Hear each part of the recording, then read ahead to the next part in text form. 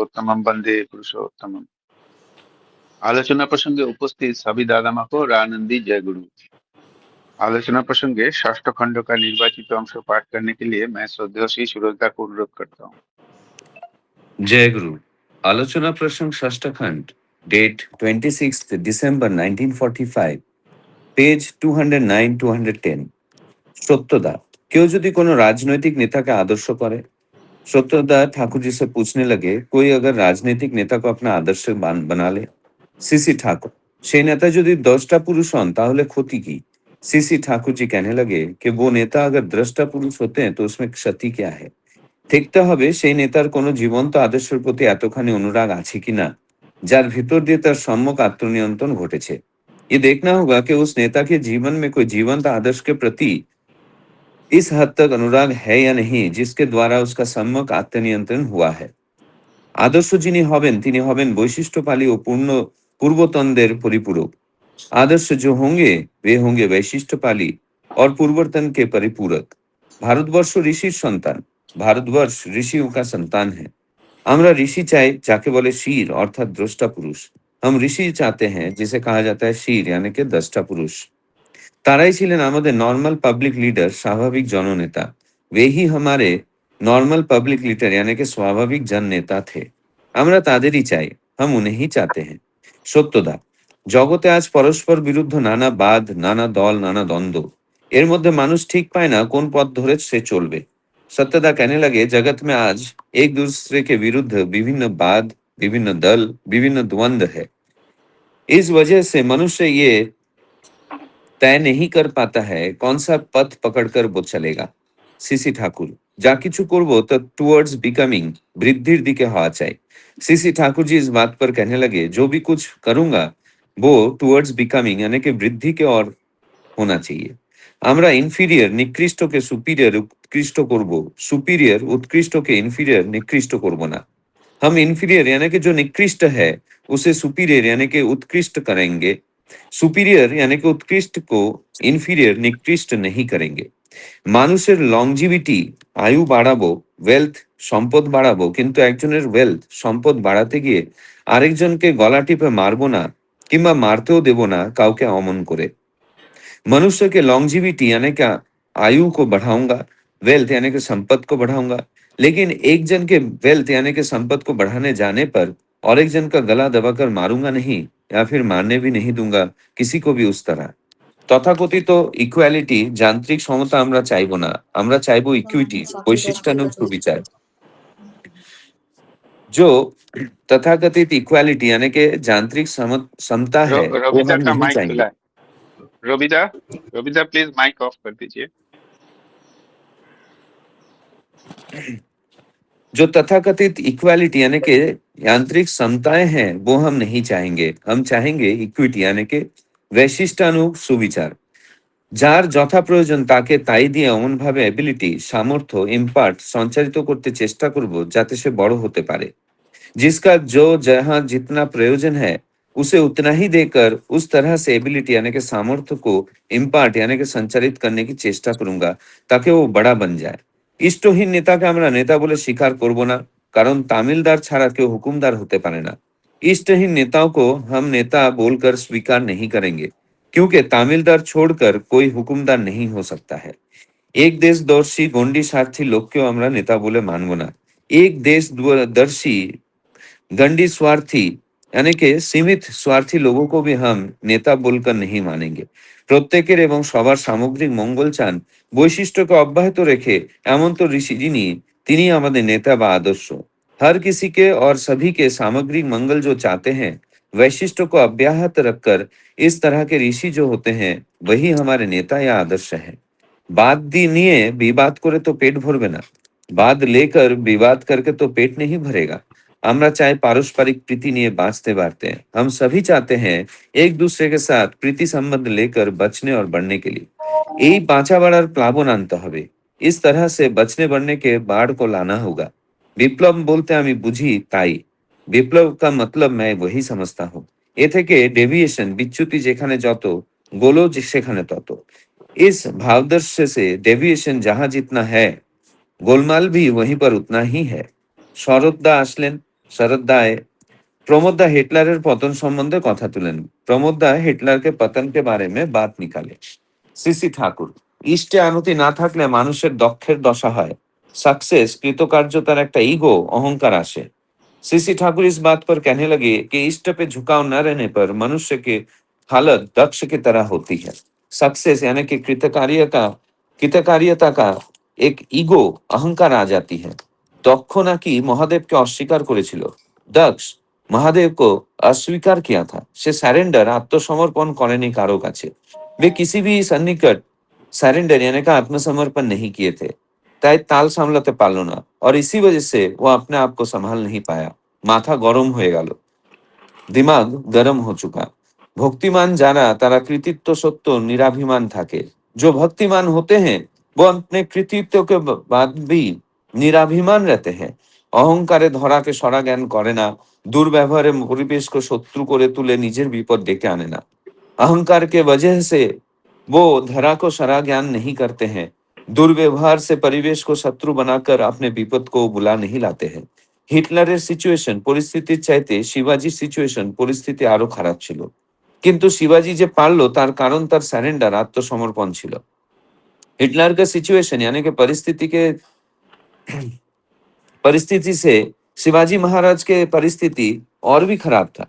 लेकिन शिवाजी महाराज जो कर पाया उसका कारण यह था कि उनका सरेंडर यानी कि आत्मसमर्पण था। অশোকের করাটা অসাধারণ, কিন্তু অশোকের সময় যদি ইউজেনিক অ্যাসপেক্ট সুপ্রজনের দিকটা ইগনোর্ড উপেক্ষিত না হতো তাহলে আরো স্থায়ী ফল পাওয়া যেত। अशोक का जो किया हुआ है वो भी असाधारण है, लेकिन अशोक का समय अगर यूजेनिक एस्पेक्ट यानी कि सुप्रजनन के और जो भावधारा थी वो अगर इग्नोर्ड यानी कि उपेक्षित न होता तो और भी स्थायी फल पाया जा सकता था। जय गुरु। जय गुरु। श्रद्धेय सुरजदा बहुत सुंदर भाव से और स्पष्ट भाव से आलोचना प्रसंगों का निर्वाचित अंश पाठ किए हैं और उनको हिंदी में अनुवाद करके बताया है। सूरजदा एवरीडे ऑडियो क्लिप भी भेजते हैं। इस महान कार्य के लिए मैं सूरजदा को बहुत बहुत धन्यवाद ज्ञापन करता हूँ। आज का जो विषय वस्तु है वो मैं संक्षेप में बताता हूँ। इस प्रसंग में बताया गया है कि अनेक मौत और द्वंद्व के कारण मनुष्य भ्रमित हो जाता है। इसलिए सही मार्ग वो है जो वृद्धि और विकास की ओर ले जाए। उद्देश्य ये होना चाहिए कि निकृष्ट को उत्कृष्ट बनाया जाए, ना कि उत्कृष्ट को नीचे गिराया जाए। समाज में आयु और संपत्ति दोनों का ही विकास हो, लेकिन किसी को उन्नति दूसरे के शोषण पर आधारित ना हो। यांत्रिक समानता यानी कि इक्वालिटी के बजाय न्यायपूर्ण संतुलन अर्थात इक्विटी आवश्यक है, जहां हर व्यक्ति की आवश्यकता और क्षमता के अनुसार सहयोग मिले। सच्चा नेतृत्व वही है जो एकनिष्ठ हो, व्यापक दृष्टि वाला और समग्र समाज के कल्याण चाहने वाला हो। संकीर्ण और स्वार्थी व्यक्ति नेता नहीं हो सकता। विवाद और मतभेद से जीवन नहीं चलता। पारस्परिक प्रेम और सहयोग ही वास्तविक प्रगति का आधार है। श्री ठाकुर जी कहते हैं यही सच्ची विप्लव है। इष्टों के प्रति झुकाव ना होने से अहंकार बढ़ता है, जिससे संतुलन बिगड़ जाता है। जैसे दक्षो महादेव को भी अस्वीकार किया था। सच्चे भक्त तो सफलता के बावजूद भी विनम्र रहते हैं और अहंकार से बचता है। हिटलर की असफलता का कारण अहंकार ही था, जबकि शिवाजी महाराज की सफलता का कारण इष्ट के प्रति आत्मसमर्पण था। सम्राट अशोक का कार्य महान था, लेकिन यदि उन्होंने सुप्रजनन यूजेनिक एस्पेक्ट्स को उपेक्षा ना करती न, न, न किया होता तो उसके परिणाम और अधिक स्थायी होते।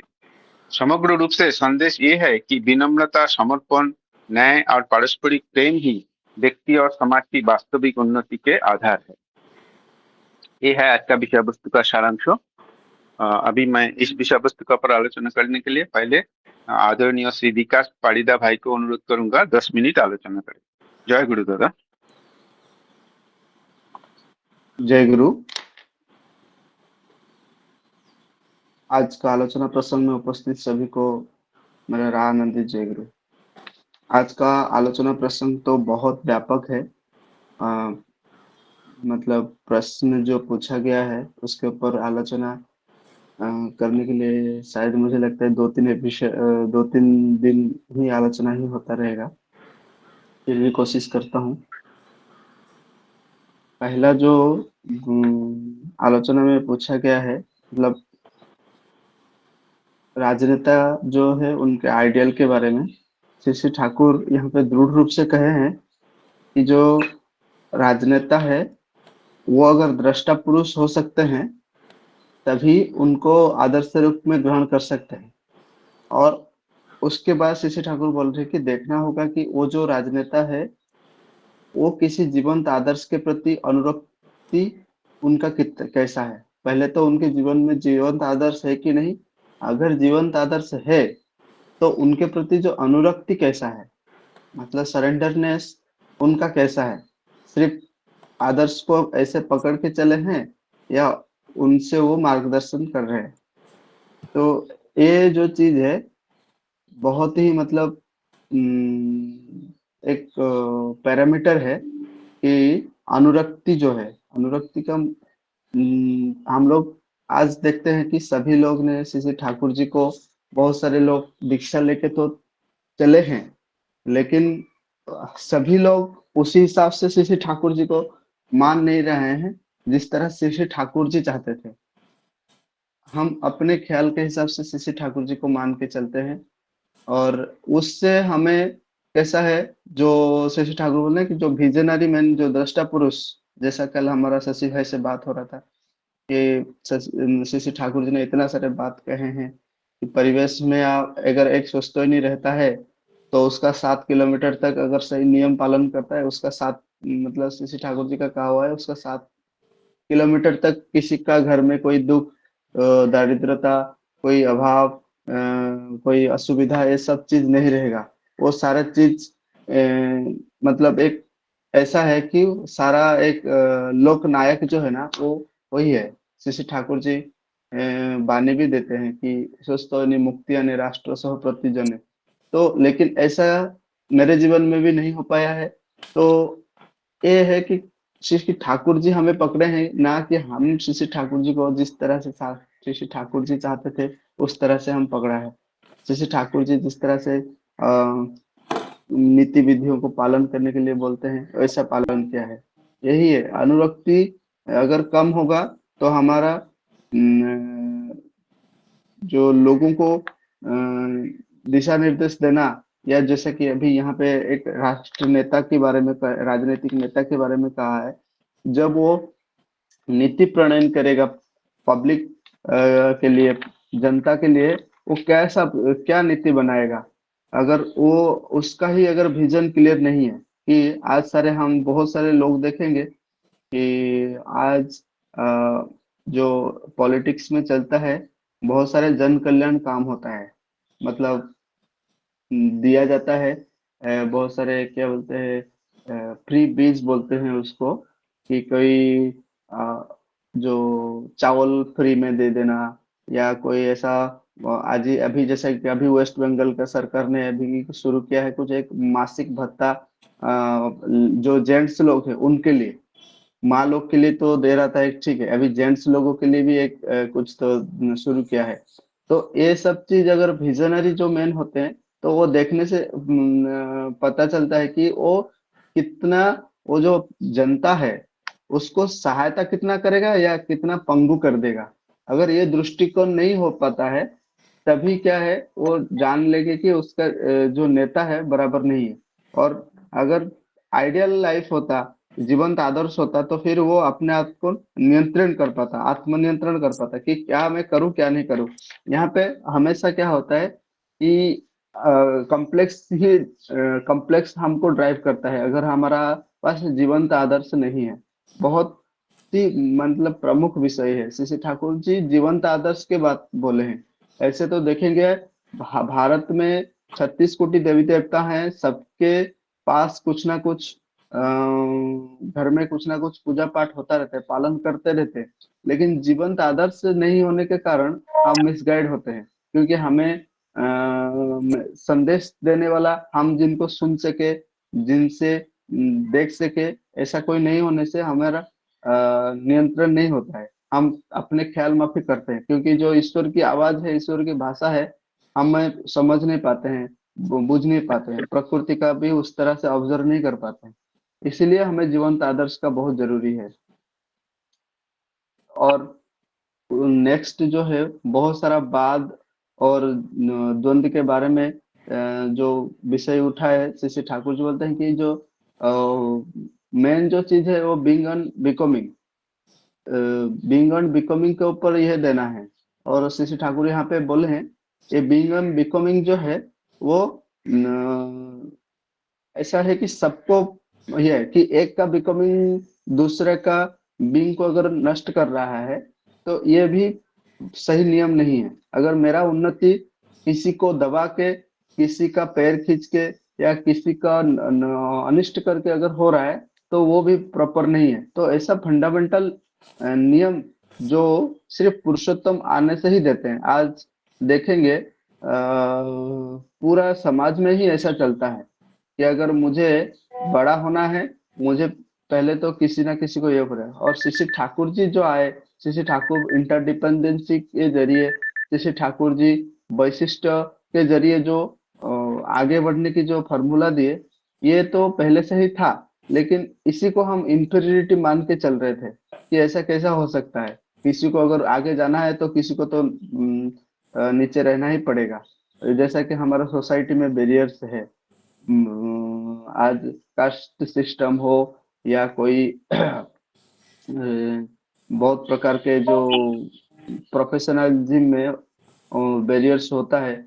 एक होता है कि एक बॉस और एक जूनियर का जो एक इंफेरियरिटी रहता है, ये सब चीज। और श्रमिक और मालिक जो रहते हैं, जो वर्कर्स लोग रहते हैं और जो एंटरप्रेन्योर्स रहते हैं, जो श्रम ऑनर्स रहते हैं, उन लोगों का बीच में जो इंटरफेयर रहता है, ये सब चीज का जो इंफीरियरिटी सोसाइटी में एग्जिस्ट कर रहा है, यही चीज को फंडामेंटल फॉर्मूला हमें समझाया नहीं गया है, जिसके वजह से ये इंफीरियरिटी समाज में चल रहा है। और उसमें हो रहा क्या, नहीं रहा है, हम लोग सिर्फ कष्ट कर रहे हैं और एक दिमाग से एक बोझ लेके चल रहे हैं।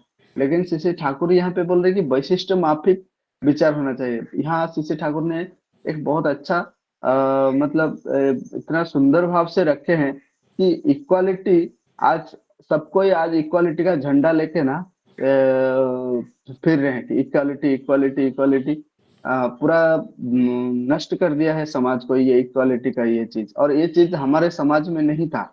ये दिन ब दिन हमारे जीवन में आदर्श नहीं रहने के कारण हम अपना आर्य कृष्टि के नीति नियम को ना जानने, ना मानने के कारण हमारा जो अल्प शिक्षा है, जो मतलब ना little education is very dangerous, ये अल्प शिक्षा के कारण हम आज ये इक्वालिटी को लेके आज ये हो रहे हैं। जैसे ठाकुर यहाँ सुंदर भाव से इक्विटी को उपस्थापना किए हैं कि इक्विटी इक्विटी शब्द मैं सुना था जो हम लोग म्यूचुअल फंड्स शेयर मार्केट में यूज करते हैं, और श्री श्री जी इस शब्द को यहाँ पे इस तरह से, मतलब परमपिता का जो आनंद है, मैं वो सब यहाँ पे जो उपस्थापना से मैं ले रहा हूँ कि श्री श्री ठाकुर जी यहाँ पे इक्विटी रखे हैं, जिसका जितना शेयर है उसको उतना मिलेगा, जिसका जैसा इक्वाबिलिटी वैशिष्ट है उस इक्वाबिलिटी है। इक्वाबिलिटी मतलब वैशिष्ट माफिक की वर्धन, इक्वाबिलिटी है।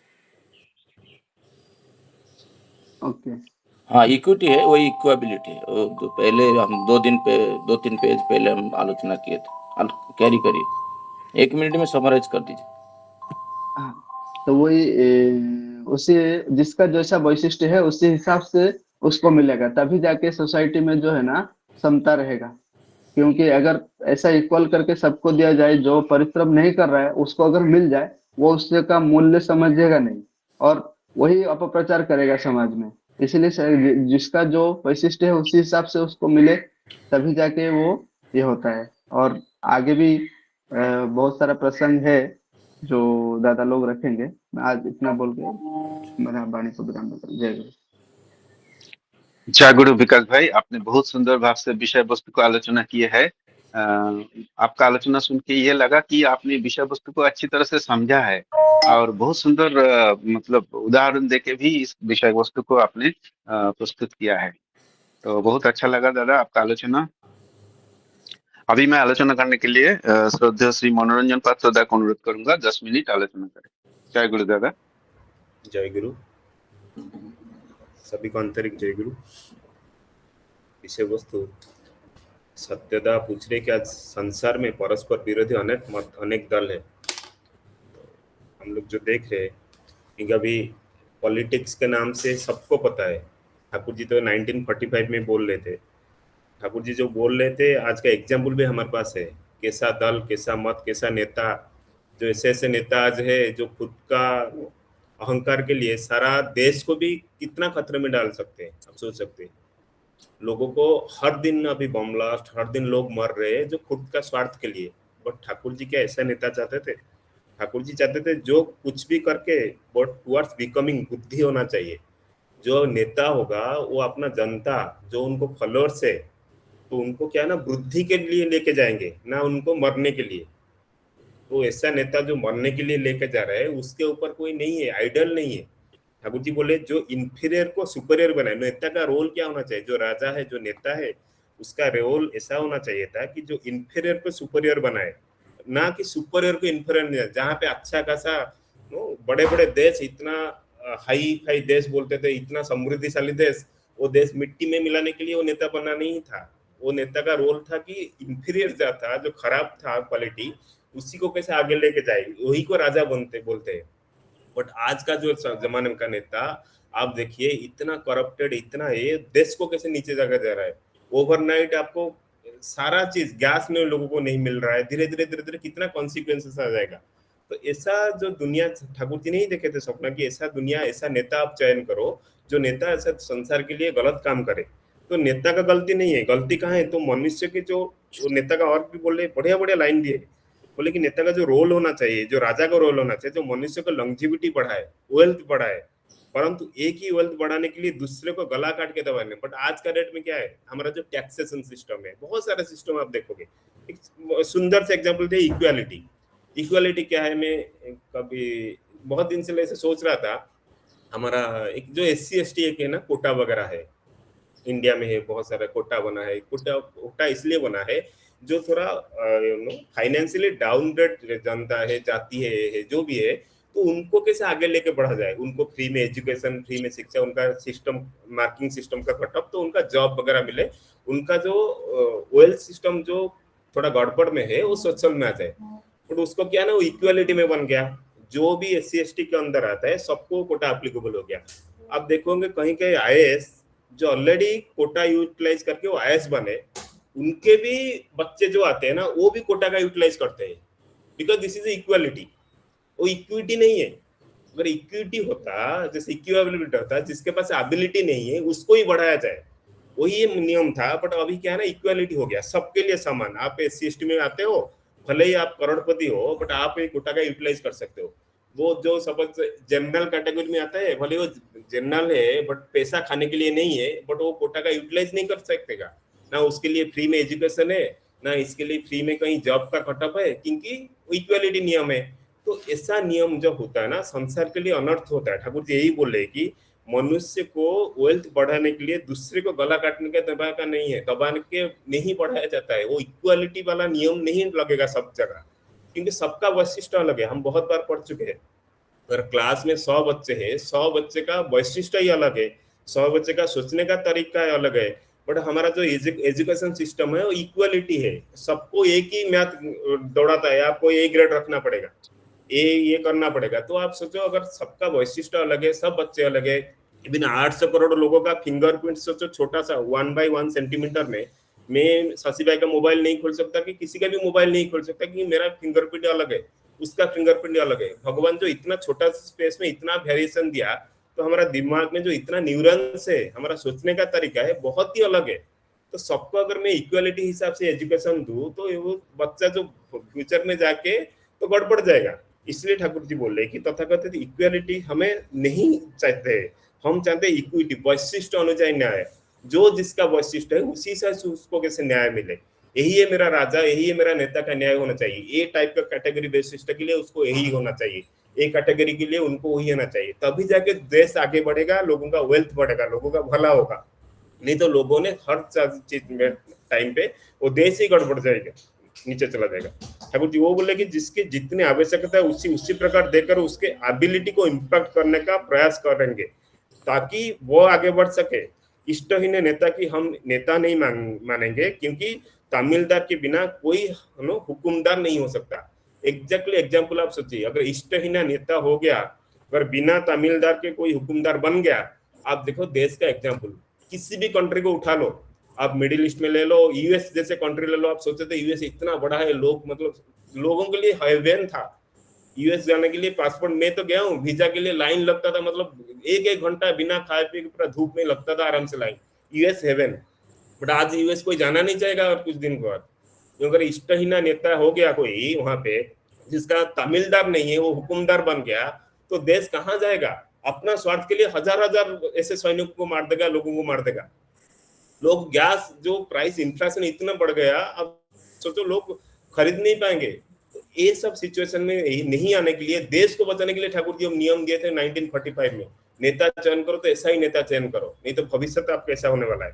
तो ठाकुर जी बोले कि एक देश से 8 देश से संकीर्ण स्वार्थ व्यक्ति का भी हम नेता नहीं मानेंगे, जो खुद का देखेगा, संकीर्ण स्वार्थ, एक देशदर्शी संकीर्ण, मतलब वो हर टाइम जैसे अहंकार रहता है ना, खुद का सोचती है, तो इससे लोगों को भी आपको नेता नहीं मानना चाहिए।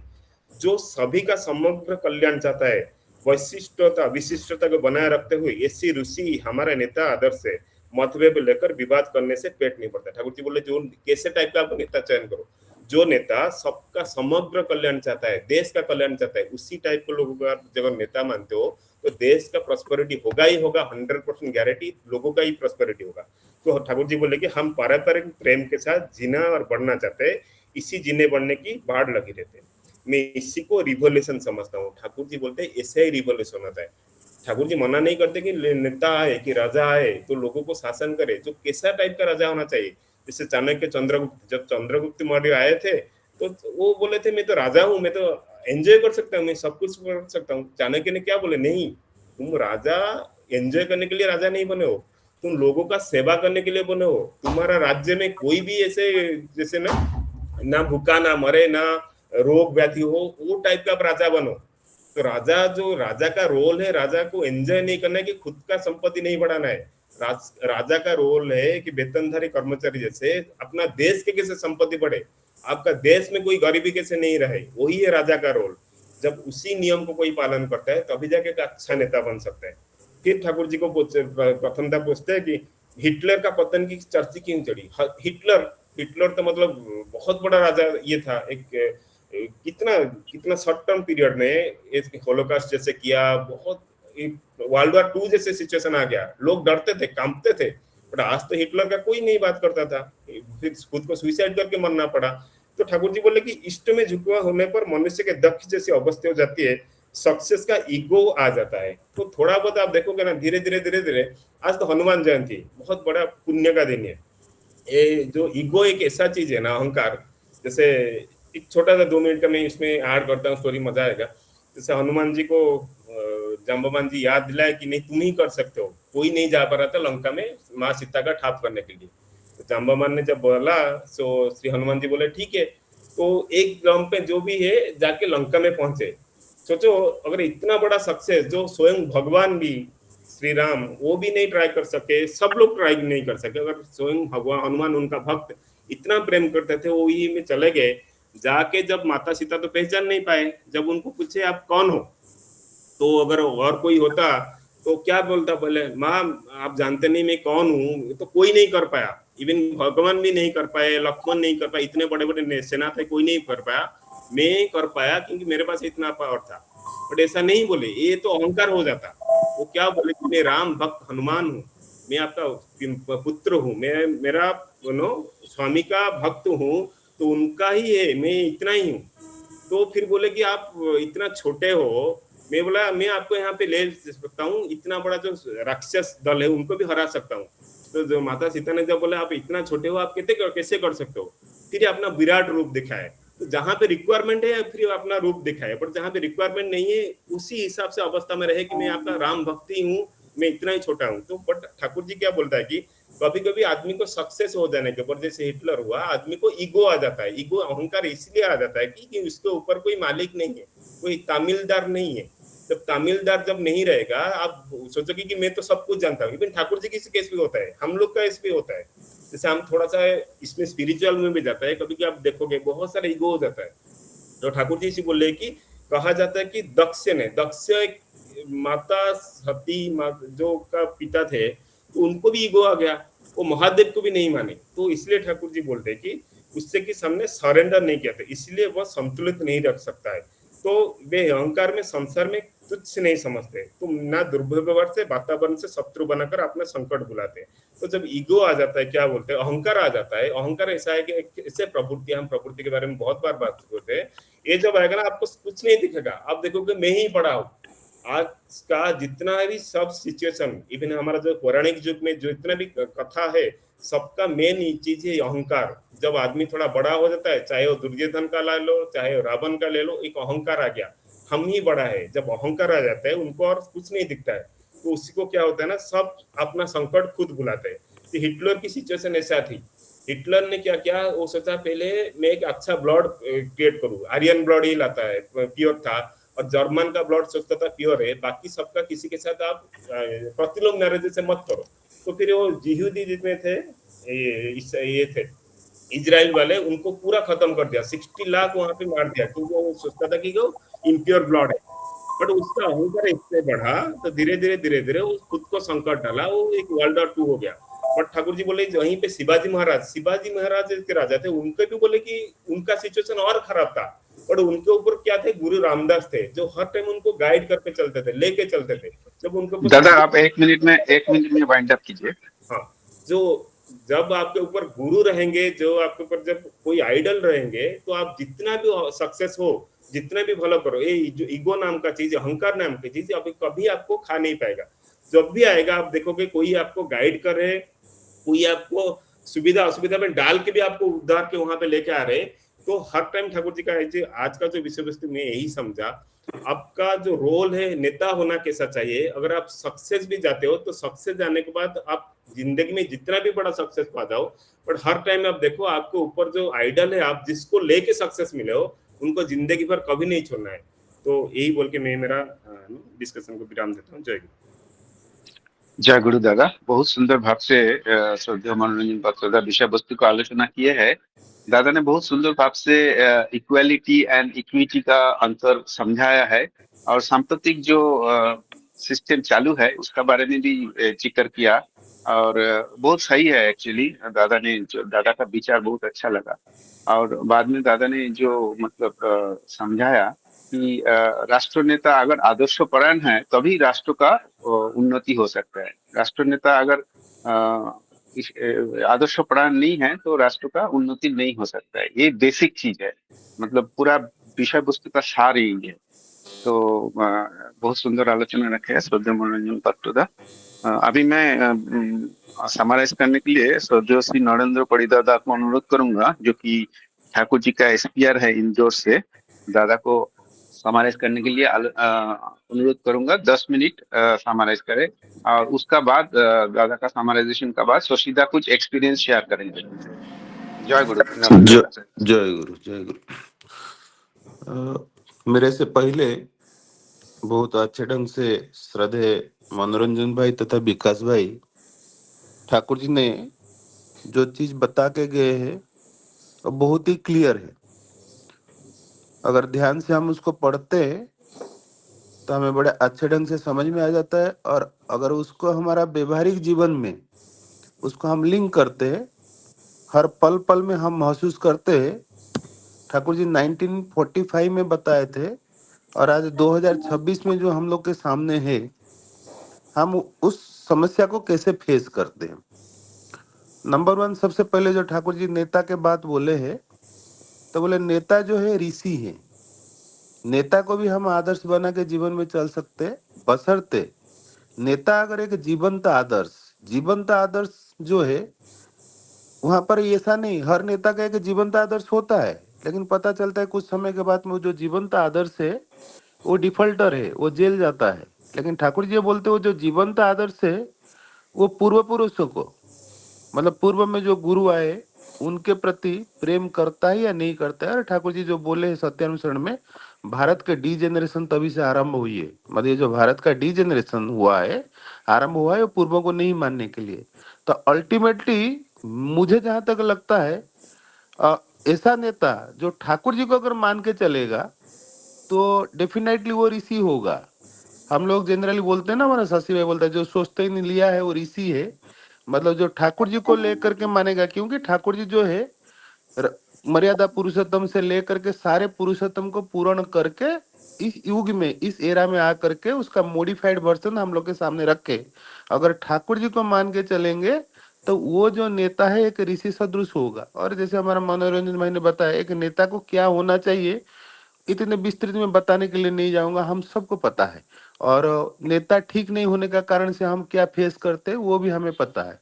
और नेता आज जो है सत्ता को रक्षा करने के जगह पे सत्ता का भूख उसके अंदर में, अपना सत्ता को रक्षा करना चाहता है।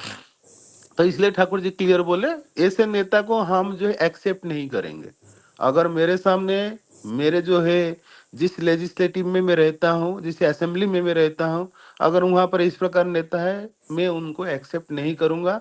और नेता चुनने के लिए, एक्सेप्ट करने के लिए मैं अगर देखूंगा ये गुण अगर उनके अंदर में है तो मैं उनको एक्सेप्ट करूंगा उसको। और मैं ज्यादा लंबा नहीं करना चाहता हूँ। दूसरी बात जो बताया है, इक्व जो समानता के बारे में बताया ठाकुर जी बोले वैशिष्ट्य अनुपाति की समानता चाहिए, ना कि जैसे उस मनोरंजन भाई ने व्यापक उसके ऊपर आलोचना की है। जो पहले आयोग बना हुआ था उस आयोग में ये क्लियर कट था, कोई भी जात पात अगर वो शिक्षा से वंचित होता है तो उनको सरकार के जो है सहानुभूति मिलेगा, स्कॉलरशिप मिलेगा। और वो जो है शिक्षा का उस पद पर जा करके जब उनका उन्नति हो जाएगा उसकी बात में वो फैसिलेशन जो है, फैसिलिटी उनको नहीं मिलेगा, इस प्रकार का उसका था। लेकिन वो अभी तक जो वो बनते चले आ रहा है, तो उसको मॉडिफाई करने में जो नेता है या मंत्री है उनको ऐसा लग रहा है इस जात पात के लोग इतने क्वांटिटी के हैं, अगर ये हम मॉडिफाई करेंगे उनके स्वार्थ विरुद्ध हो जाएगा तो हमको वोट नहीं मिलेगा, हमारा सत्ता बचता नहीं नजर आ रहा है या नहीं बचेगा, इसलिए उसको ऊपर हाथ नहीं डालते हैं। इसलिए जो है ठाकुर जी बोलते हैं मुझे रेगुलेशन चाहिए। मुझे रेगुलेशन किस चीज का चाहिए? जो हम दुनिया भर के रेगुलेशन करते हैं, राशन नहीं मिल रहा है, केरोसिन नहीं मिल रहा है, तो ठाकुर जी बोलते हैं वो नहीं। एक व्यक्ति को बचने के लिए, बचाने के लिए, बढ़ने के लिए, आगे करने के लिए मैं कितना तत्परता हूँ, ये रेगुलेशन मुझे चाहिए। जो कल हमारा विजयदा का आलोचना हो रहा था कि एक पिता का अगर 5 संतान है, एक घर पे हम अगर 5 भाई है, तो ये 5 भाई पिताजी को इच्छा को पूरा करने के लिए कभी आपस में द्वंद्व नहीं करते, क्योंकि पिता को प्रेम करते हैं। इसलिए पिताजी चाहते 10 एकड़ जमीन लेना है ले लेते, पिताजी चाहते गाड़ी लेना है ले लेते, पिताजी चाहते सत्संग करना है, उत्सव करना है, जो भी करना है। और वो आपस में ये 5 बेटे का जो कैरेक्टरिस्टिक है अलग अलग होता है, लेकिन वो तालमेल बिठा करके पिताजी को इच्छा को पूरा करने के लिए करते हैं। इस प्रकार का जो है, इसी प्रकार का रेगुलेशन ठाकुर जी चाहते। हमारा कॉलेज के समय में एक पढ़ाई था एवोल्यूशन ऑफ लाइफ, जैव विवर्तन। और मैं प्राय समय में सत्संग में बोलता था, मतलब एवोल्यूशन ऑफ लाइफ तभी संभव है जब रेवोल्यूशन ऑफ लाइफ, जीवन में जब विप्लव आएगा तब रेवोल्यूशन होगा। क्योंकि मैं अगर मेरा जीवन का बात बताऊं, जब मैं सत्संग में आया, ये बहुत बड़ा विस्तृत टॉपिक है, बहुत समय तो नहीं होगा, जो जो मन में याद आ रहा है मैं इतना बताने के लिए कोशिश करता हूँ।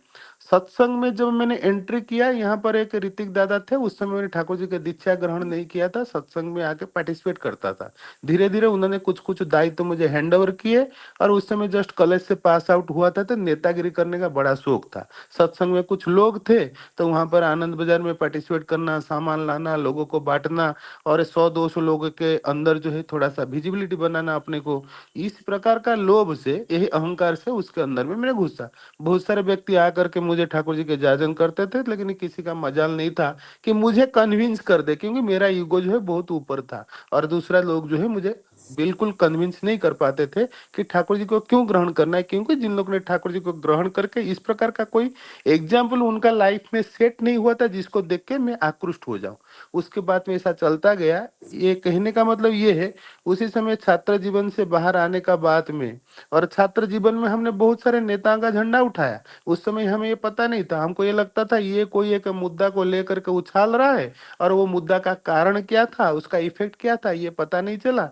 और वो जो रैली में चले गए, कहीं बिस्किट कहीं चाय पानी मिल गया, तो उसकी बात में जब ठाकुर जी को ग्रहण किए तब ये सारा क्लैरिटी पिक्चर में जो है ना क्लैरिटी आया कि ये क्या है और कौन क्या कर रहा है और काय के लिए कर रहा है। फिर सत्संग के अंदर में जैसे जैसे काम करते चले गए, श्री श्री परम प्रेममय श्री श्री ठाकुर जी के लिए कोई अगर करता है किसी भी प्रकार का भाव से करे, मैं यहाँ ये बोलना चाहूंगा, कोई अगर निष्ठा के साथ में करता है, निष्ठा अनुरूप फल तो मिलता है, लेकिन निष्ठा नहीं है फिर भी अगर काम करता है, हाथ बटाता है, ठाकुर जी उसको फल देते हैं। तो ठाकुर जी ने ऐसे ही हुआ मेरे जीवन में, पूज्यपाद सिपाहीदा जब आए तो उनका व्यक्तित्व को जब मैंने देखा, मेरे से रहा नहीं गया और मैं ठाकुर जी के लिए कुछ किया था, जिसके कारण उनको देखने के बाद में मन में ये भावना आया कि जो है नहीं, ऐसे व्यक्तित्व अगर दुनिया में है, इतने सुंदर व्यक्तित्व, इतने सुंदर बातें, इतने सुंदर देखने का स्टाइल, इतने बैठ के सुंदर समाधानी पद्धति, वो देखने को तो आकृष्ट हुआ कि मन में ये लगा कि कोई अगर मुझे जाजन करे मैं दीक्षा ग्रहण कर लूंगा।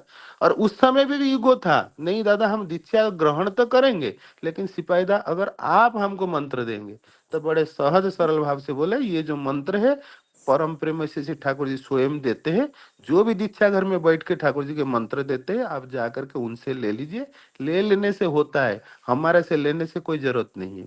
इतने महान व्यक्ति तो इतने सहज समाधान। और हमको कई बार ये लगता है कि कोई भी चीज अगर मुझे करना है तो मेरे पास आके कोई मुझे पूछे, मेरे माध्यम से हो और मैं प्रतिष्ठा हूँ, लेकिन वो लोग परमपिता का रिक्त धारा होने का बावजूद भी उनके मन में इस प्रकार का कोई भावना नहीं था। एकमात्र भावना था इष्ट की प्रतिष्ठा करना। एक कल परसों की बात है, पूज्यपाद सिपाहीदा अभी घूम रहे उड़ीसा और रायपुर में, घूमने के बाद में वहां पर मंदिर में, भुवनेश्वर मंदिर में इष्ट चर्चा हो रहा था। बोले हम लोग वर्तमान में बड़े बड़े उत्सव का मतलब वक्ता बन करके, वक्तृता दे करके वहीं पर सीमित रह गए, लेकिन ग्रास रूट लेवल में जाके काम करने में हम लोग को दिक्कत होता है। हमारा परिवार के लोग, मतलब वो स्वयं बोलते हम जा करके कहीं कहीं ग्रामीण क्षेत्र में जहाँ पर कहीं व्यवस्था नहीं होता है वहां पर भी बैठ के ठाकुर जी के काम करके आते। और लेकिन हम लोग कई बार हमारा अहंकार होता है कि मैं इतना बड़ा उत्सव में भाषण दिया है तो किसी के घर पे जाके कैसे डीपी वार करूंगा, प्रार्थना करूंगा। और इसी सिलसिला में परसों के दिन में, लेकिन वहां करने में क्या आनंद है, जब प्रैक्टिकली हम लोग करते तब महसूस होता है। एक माँ रेगुलर बेसिस पे जो है हमारा सत्संग में आती है, तो परसों के दिन प्रार्थना करने के लिए 4-5 माँ को ले करके उनके घर पे गए। तो उनके घर पे जाने के बाद में बैठे और माँ बोला मेरा पति जो है मुझे सत्संग में भेजने के लिए बिल्कुल राजी नहीं होता है। ठाकुर जी की दया से क्या मेरा मुंह से निकल गया ना, माँ आप एक काम करेंगे, जिस दिन संडे को आप सत्संग जाते हैं उस दिन आपका पति को प्रणाम करके बोलिएगा मैं श्री श्री ठाकुर अनुकूल चंद्र जी के सत्संग में आप लोग का जीवन के मंगल के लिए प्रार्थना करने के लिए जा रही हूँ। फिर आने का बाद में एक बार प्रणाम करिएगा अपना पति को और बोलिएगा श्री श्री ठाकुर जी के पास में आप मेरे पूरा परिवार के लिए मंगल प्रार्थना करके मैं आई हूँ। उसकी बात में सब जो माँ लोग वहां थे सबके मुंह सूख गया, क्योंकि मुझे नहीं लगता है वो माँ कभी अपना पति को जो है अभी प्रणाम किया है या प्रणाम करती है। तो प्रैक्टिकल जीवन में जब हम जा करके देखते प्रत्येक जीवन के अंदर में ये सब जो दुख भरा हुआ है वो समझ में आता है। अच्छा एक और बात जो है बताना चाहूंगा, क्योंकि ये टॉपिक आने के बाद में बहुत सारे समय मैंने सोचा, पढ़ा और थोड़ा सा देखा, जो जो बात याद आ रहा है मैं उसी को फ्लैश करता हूँ। मेरा बेटी जो है वो जिस स्कूल में पढ़ती थी उसका 3 दोस्त थे। 3 दोस्त में जो है इसका थोड़ा नंबर ज्यादा अच्छा आता था। तो जब नंबर ज्यादा अच्छा आता था तो, और 2 दोस्त जो है उसका बहुत मतलब बहुत फ्रेंड है, मतलब जिसको मतलब क्लोज फ्रेंड है। मैं बोलता था यार वो रीति जैन का जो है ना कम नंबर आया, श्रेयांगी का जो है ना ऐसा आया। बोला लेकिन पापा आपको पता है रीति का साइंस में बहुत अच्छा कमांड है और श्रेयांगी का जो है उसका जो है ना आर्ट में बहुत अच्छा कमांड है।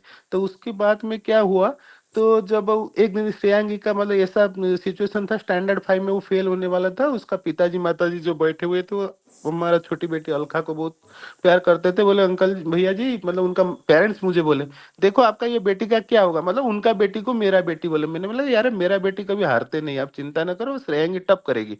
मिला श्रेयांगी बेटा आप जो है ना पास करना और अपन जो है ना पार्टी करेंगे। बोला हाँ अंकल बिल्कुल पास करूंगी, जो भी हो।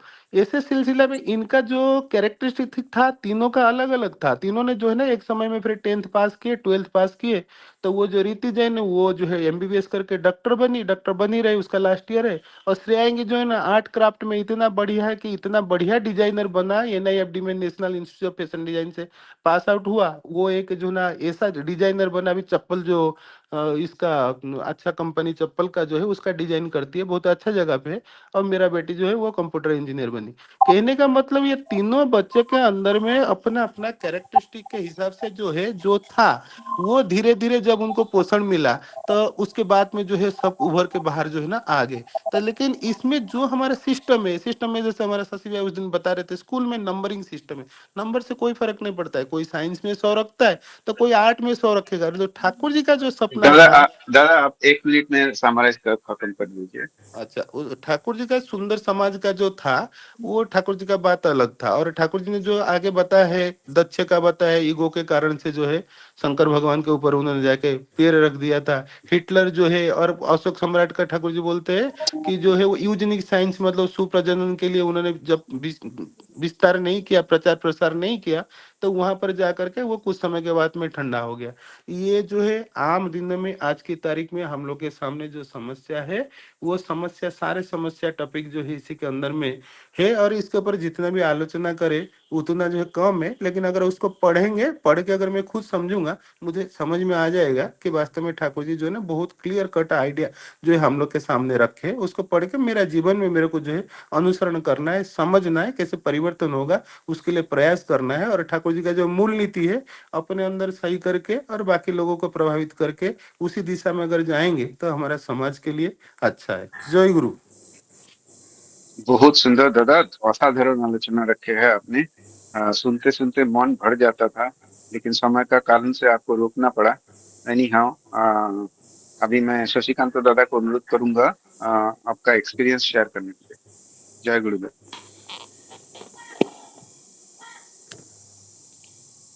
जय गुरु। सबको जय गुरु। अभी जो मैं एक अलार्म सेट किया था, मैं एकदम अलार्म को बजाना नहीं चाहता था। एकदम जे नरेंद्र दा को रोके कि मनोरंजन दा को रोके कि विकास दा को रोके, एकदम नहीं था। जो एक रूल टाइम रखे हैं, 1 घंटा में ख़त्म करना है। कुछ बातें था जो बातें मेरा शेड्यूल में नहीं था कल, बट कल रात को 12:30 बजे मैं सोचा ये बातें बोलना नित्यंत प्रयोजन है, क्योंकि ये बातें बुक से नहीं है, ये बात से प्रैक्टिकल था। जो ठाकुर जी बोले हैं, बट बिलीव कभी कभी ठाकुर जी का बातें को जो होता है प्रैक्टिकल करने के बाद बिलीव होता है। जो ठाकुर जी जो बोले हैं ये तो 100% सत्य है। जो ठाकुर जी बोले हैं जे संसार में पारस्परिक विरोधी बहुत है, अनेक अनेक बहुत मत है, बहुत विचारधारा है, बहुत द्वंद्व है, बहुत दल है, बहुत कम्युनिटी है। उसके अंदर मनुष्य कैसे क्या मनुष्य समझ नहीं पाता है कि कौन सा मार्ग में चले, कैसे चले। ये क्वेश्चन है, बेसिक क्वेश्चन, हर जगह में ये क्वेश्चन आता है। बट कल रात को मुझे प्रज्ञा अभी बोला था, तुम्हारा तो शेड्यूल में नहीं है बोलने के लिए। बोले नित्यानंद आवश्यक थे ये बोलना, क्योंकि हम जब देख चुके हैं ठाकुर जी की बातों को इम्प्लीमेंट करने से क्या होता है। ठाकुर जी बोलते प्लावन रिवोल्यूशन आएगा, ये रिवोल्यूशन आ चुका है। ये रिवोल्यूशन जब आ चुका है थोड़ा सा तो शेयर करना चाहिए, ये रिवोल्यूशन कैसे आया। तो कल श्री ठाकुर जी बोल रहे हैं जे हमारा एकांत उद्देश्य होना चाहिए जे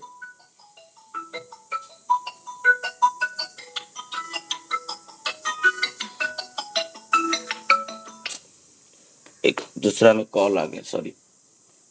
जे एकांत उद्देश्य होना चाहिए जे टुवर्ड्स बिकमिंग, ये पहले होना चाहिए। जे आनंद में रहेंगे, मैं जो बोलता हूँ ऑलवेज, जे मनुष्य का जीवन का लक्ष्य आनंद है, बिकमिंग, वो वृद्धि पथ में रहना चाहिए। सबको वृद्धि पथ में लेके जाएंगे। श्री ठाकुर जी बोल रहे हैं जे इन्फीरियर को हम सुपीरियर बनाएंगे, बट हमारा लक्ष्य होना चाहिए जे हम सुपीरियर को इन्फीरियर नहीं बनाएंगे, बट हम सुपीरियर को इन्फीरियर बना देते हैं बिकॉज ऑफ इग्नोरेंस, और कुछ नहीं। सुपीरियर को इन्फीरियर हम बना देते हैं बिकॉज ऑफ इग्नोरेंस, अज्ञानता के कारण। हमको पता नहीं होता है, जो हमारा व्यवहार कर्म से वो इन्फीरियरिटी में चला जाता है। लास्ट ईयर कल हमारा उत्कल दिवस सेलिब्रेशन हुआ कासारियो में। यहाँ पर 36,000 का फ्लैट है, बहुत 2,000 ओडिया फैमिली रहते हैं पलावा में। तो हर साल की तरह यहाँ पर कल उत्कल दिवस हुआ। हमारा 15 से करीबन 15-17 गुरु भाई 8-10 सस्टेन होल्डर ज्वाइन किए थे उस उत्कल दिवस का सेलिब्रेशन में। लास्ट ईयर हमको पहली बार इनविटेशन मिला कि आप लोग हमारा कमेटी में आएंगे और कल्चरल कमेटी में ज्वाइन करेंगे, मुझे मेरा पत्नी को बोले। तो बोले ठीक है। तो लास्ट ईयर जो उत्कल दिवस सेलिब्रेशन किया गया था, जैसे हर स्टेट का एक फाउंडेशन डे होता है, तो उड़ीसा का फाउंडेशन डे कल था। तो लास्ट ईयर जो हुआ था 1000-1500 लोग के लिए खाना बनेगा, डिनर बनेगा। तो उसका बातचीत होते होते मैं उदाहरण दे चुका हूँ पहले से, फिर दोबारा रिपीट इसलिए कर रहा हूँ क्योंकि इस साल और कुछ हुआ। तो उसमें जो बता गया जे उसमें नॉनवेज करेंगे। जो फिर कमेटी में तुम चले गए तो ऑर्गेनाइजेशन में तुम घुसोगे, तो जब नॉनवेज हुआ तो फिर मेरा पत्नी बोले जे ये दिस फाउंडेशन डे मतलब क्या है? उत्कल का फाउंडेशन डे है। उत्कल से उड़ीसा बना है, कलिंग से उत्कल, उत्कल से उड़ीसा। उसका पुरोधा कौन है? उसका पुरोधा जगन्नाथ जी है। श्री जगन्नाथ जी हमारे इष्ट है सबका। उड़िया जितना भी उड़िया है उनका इष्ट है श्री जगन्नाथ। ये कोई अस्वीकार नहीं करेगा ना, ये सत्य को डिवाइन को कोई नकार भी नहीं पाएगा, जितना जो भी गुरु का ग्रहण करते होंगे। बट बोल नहीं पाएगा जब मेरा इष्ट जगन्नाथ जी नहीं है। तो इसमें सब लोग एग्री हो गए। जब जगन्नाथ जी हमारा इष्ट है, हम किसको रिप्रेजेंट करें? उड़ीसा को। मतलब हम श्री जगन्नाथ जी को रिप्रेजेंट कर रहे हैं। तो हमारा खाद्यपेय क्या होना चाहिए? तो उसमें बहुत सारा तरकीबों के कारण नॉनवेज को वो लोग कैंसिल कर दिए। जो 1500 लोग का खाना बन रहा था, 1500 लोग का खाना नॉनवेज बंद कर दिए। बाकी रहा उसमें प्याज लहसुन डाल के करेंगे। बोले नहीं, प्याज लहसुन भी श्री जगन्नाथ जी नहीं खाते। हम जो जहाँ से लाएंगे बर्तन, जो मंदिर से, वो मंदिर का बर्तन में कभी प्याज लहसुन नहीं बना है। तो आप क्या अशुद्ध करना चाहते हैं समाज को? हम क्या सुपीरियर को इंफीरियर बनाएं कि इंफीरियर को सुपीरियर बनाएं? आलोचना तो आज हुआ, बट दैनंदिन जीवन में होता नहीं है। दैनंदिन तब होगा जब नाम प्रोमिनेंट होंगे, श्री ठाकुर प्रोमिनेंट होंगे हमारा जीवन में, प्रेम केंद्र बने हो, प्रेमास्पद जो बोलते हैं, हमारा प्रेम का मूल केंद्र श्री ठाकुर। जब वो आकर्षण आपका आ जाएगा तो आपका बातों का, जैसे बोलते हैं ना रूसी वाक्य, अभी जो नरेंद्र, तो मैं बोलता हूँ ऑलवेज डोमिनेट करके, जो मैं रूसी हूँ, रूसी वाक्य है। तो वोटिंग हुआ, कमेटी में सब एग्री, बोले ना अलग अलग मत और अलग अलग दल रहता है। ठाकुर जी बोलते हैं कैसे लेके चलेंगे? तो कुछ कमेटी बोले नहीं होगा क्योंकि दैनंदिन उनका मदमांस में वो रहते हैं। तो कुछ लोग बोले नहीं, शशिकांत भाई का पत्नी जो बोलते हैं वही करते हैं। तो एक वोटिंग हुआ मैनेजिंग कमेटी में, 11 लोग का सदस्य था वोटिंग। 10 लोग वोटिंग दिए। जे उसमें वोटिंग का क्या रहा क्वेश्चन मार्क, जे प्रज्ञा माँ शशिकांत आएंगे कि नॉनवेज करेंगे। तो उसमें वोटिंग डाल दिए।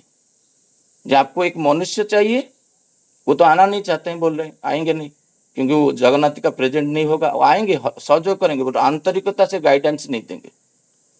तो वोटिंग को प्रज्ञा को मिला, जब हमको प्रज्ञा माँ चाहिए। तो लास्ट ईयर इंटायर देखे होंगे, आज भी ज्योति माँ ज्वाइन किए हैं हमारे देवराज भाई, प्रमोद भाई, प्रशांत भाई। कल मुझे बोल रहे थे जितना सोचते नहीं, 4-5 लोग, शशिकांत दा ये संभव कैसे हुए? तो कोई धार्मिक अनुष्ठान नहीं है, एक उत्कल दिवस फाउंडेशन डे, ये कोई जगन्नाथ जी का रथ यात्रा नहीं है। वो कुछ भी कर सकते हैं, बट इन्फ्लुएंस कैसे आप किए? मैं बोला ठाकुर जी का कि वाणी हम भूल जाते हैं बार बार। तुम सत्य होने से हजार लोग सत्य होंगे। हजार मतलब आज 1000 यहाँ पर है, उसमें 10 लोग प्रोमिनेंट है, वो भी सत्य हुए। कैसे ना? मैं जब सत्य हुआ, दैट इज इंपॉर्टेंट। मैं जब सत्य हुआ देन 1000 लोग होते।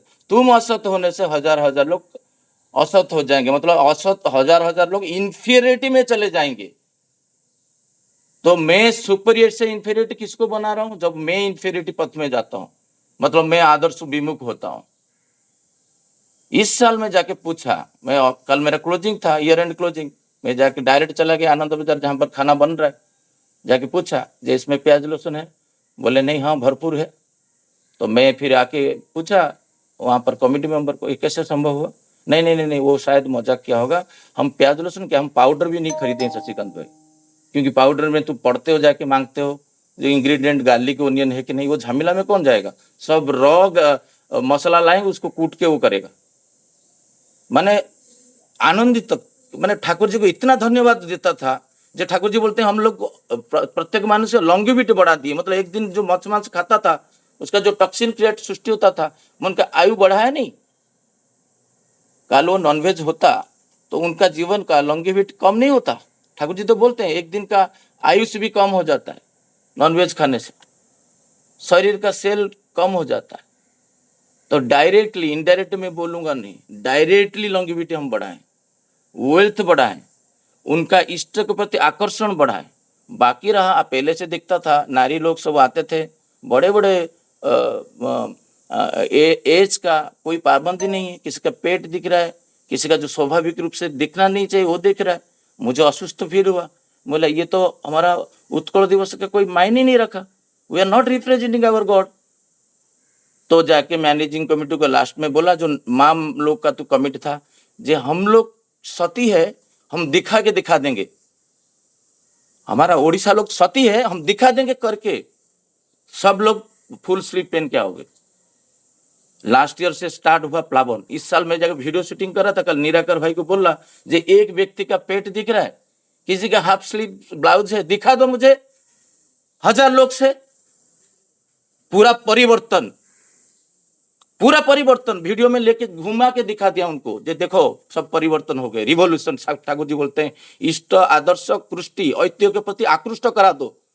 मैं आकृष्ट नहीं हूं ठाकुर जी के प्रति, तो मैं किसी को भी नहीं कर पाऊंगा। एक बुझा हुआ दिया कभी भी किसी को जला नहीं सकता है। रात को 11 बजा है, सब गुरु भाई जा रहे हैं, मैं बोला नहीं, मैं लास्ट को एंड तक 1 बजे तक रहूंगा, मेरा जितना भी क्लोजिंग हो जाए, क्योंकि मेरा सेवा में त्रुटि नहीं रहना चाहिए। यही लोग ही काम आएंगे ठाकुर जी का। प्रज्ञा आनंद बाजार में डिस्ट्रीब्यूशन में लगा, रात को 11 बजा है, मेरा बेटा बोला जे पापा मुझे नींद आ रही है, मुझे कल दिन भर कुछ गेम था तो मैं खेला था, मैं तो बड़ा जाना सोना चाहता हूँ। रास्ता में उसको बोला था, मैं बोला तुम्हारा माँ बार बार बोल रहे तुम मातृभक्त का आशीर्वाद लेते हो, उनको दुख पहुंचाते हो। हमारा जीवन का लक्ष्य क्या होना चाहिए पता है तुमको? उनको पूछा गाड़ी में जब बातें कर रहा था, मैं बोला जीवन का लक्ष्य होना चाहिए। ठाकुर जी बोलते माँ को खुशी करना।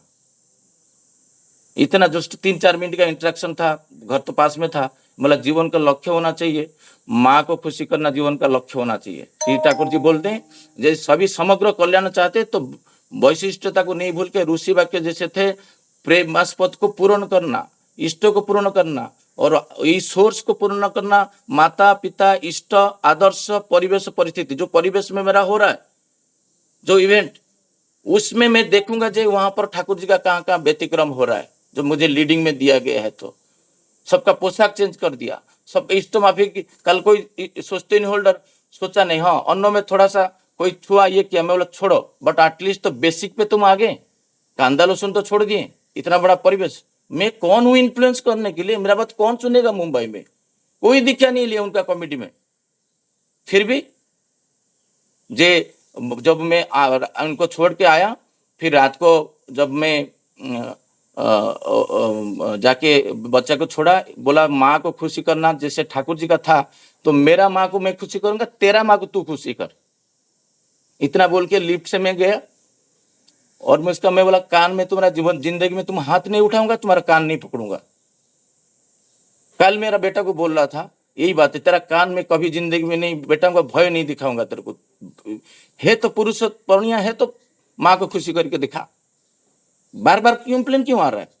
रात को 12 साढ़े 12 बज गया था, सब कुछ वाइंड अप करके हम लास्ट में आए।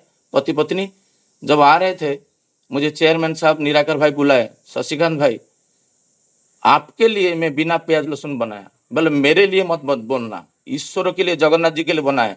तुम्हारा जीवन का तुम इष्टमुखी हुए हो, तुम शशिकांत मुखी नहीं।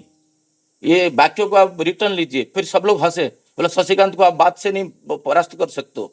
मैं किसी को शशिकांत मुखी नहीं कराऊंगा, मैं सबको इष्टमुखी कराऊंगा। तुम्हारा इष्ट के प्रति केंद्रित हुए हो, इसको क्यों नहीं एडमिट कर रहे हो? क्यों मुझे आनंद लगेगा आपका बातों से? मेरा बातों से तुम कर लिए? एकदम नहीं, मुझे आनंद नहीं। तुम इष्ट के लिए किए हो, इसको एडमिट करो ना। नहीं छोड़ो, मैं जो भी है मैं किया। जब घर पे आया, देखा घर डोर खुला, टाइम हो चुका है, तो ये चीज देख के ना हम पति पत्नी भावो विहल हो गए।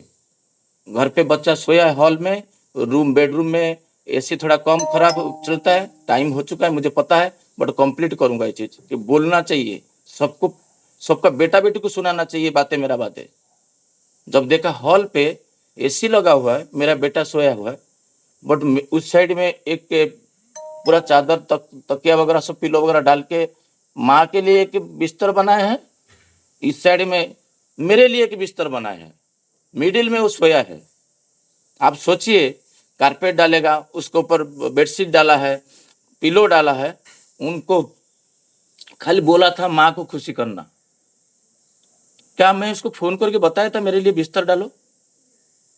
12 साल का बच्चा है, परिपूर्ण बुद्धि,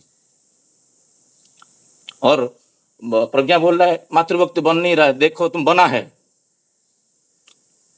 तो ये क्यों बोल रहा हूं? कल मुझे दिखा रहे 7 साल में एज में जब कान्हा 7 साल था, बर्तन धो रहा था, बचपन से माँ को बर्तन धोने में हेल्प कर रहा था 7 इयर्स में। अभी उसको 12 साल कंप्लीट हो चुका है, 13 साल चल रहा है। तो हमको प्रत्येक मनुष्य को सुपीरियर दिग में लेना चाहिए। मेरा बेटा को, मेरा पत्नी को, मेरा निराकार भाई को, मेरा चेयरमैन को, मेरा पड़ोसी को, मेरा सहयोगी को, मेरा मैनेजर को, प्रत्येक मनुष्य इष्ट के दिगे में दौड़ेगा। यही था ठाकुर जी का इच्छा। तो कल जो एक्सपीरियंस था मैं शेयर किया। कोई भी दोष त्रुटि रहेगा तो माफ करना। सबको जय गुरु। जय गुरु दादा। सचमुच विप्लव क्या चीज है, ठाकुर जी क्या चाहते थे वो विप्लव का बारे में वो आपने करके दिखा दिया। मतलब एक अनोखा एक्सपीरियंस जो हम अगर नहीं सुनते तो हमारा मिस हो जाता था। ये इतना अच्छा लगा कि आलोचना करने का मतलब प्रशंसा करने का भाषा नहीं कल रहता। ज्योति माँ भी गए थे, तो जो गया था मैं बोला तनु मन धन, कोई भी चीज करना है तो तन मन धन देना, जैसे सेवा दीजिए, अर्थ दीजिए, कोई भी है तो इसलिए तुम इष्ट का हो पता चलेगा। प्रत्येक गुरु भाई कल सेवा दिए और जिसका पास अर्घ्य था वो अर्घ्य दिए, बट प्रत्येक मनुष्य इष्ट के पथ में सबको लेके चले।